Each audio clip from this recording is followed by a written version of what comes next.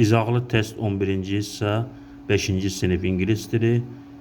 Burada 1, 2, 3-cü suala baxacaq. 4, 5-ci sualın cavabını şərhlərdə, kommentlərdə yazarsınız. Birinci sual, choose the synonym of the underlined word. Altından xətt çəkilmiş sözün sinonimini seçin. Cümləyə baxaq. My friend usually give me gifts on my birthday. Mənim dostum adətən mənim ad günümdə mənə hədiyyələr verir. Gift sözü hədiyyələr mənasını verir. A bəndində mağazin, jurnallar, C bəndində box, kitablar, D bəndində kart, kartlar sinonim deyil. B bəndi doğru cavabdır. Present hədiyyələr mənasını verir, gift də hədiyyələr mənası. Doğru cavab B bəndidir. İkinci sual, choose a sentence with the noun in the plural. Cəm isim olan cümləni seçin. Hansı cümlədə cəm isim var? My aunt lives in a flat. Mənim bibim mənzildə yaşayır.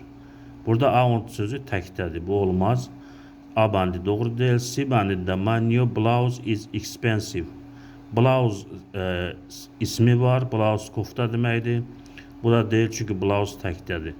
My uncle rides a horse. Burada iki isim var. Uncle əmidir, təkdədir. Horse sizə at təkdədir.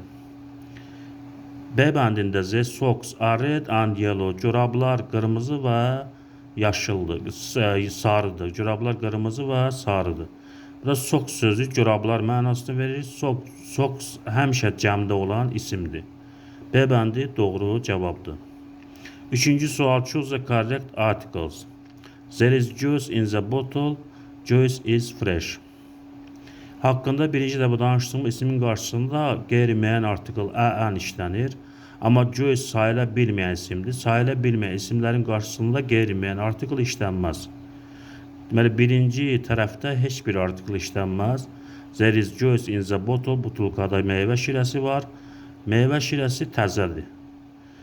Burada ikinci dəfə həmin isim haqqında danışırıq. Z işlənəcək. Onun qabağında C bəndi doğru cavabdır. There is juice in the bottle. The juice is fresh. 4 ilə 5-in cavabını kommentlərdə, şərhlərdə yazarsınız. Videonu bəyənib kanala abunə olmağı unutmayın.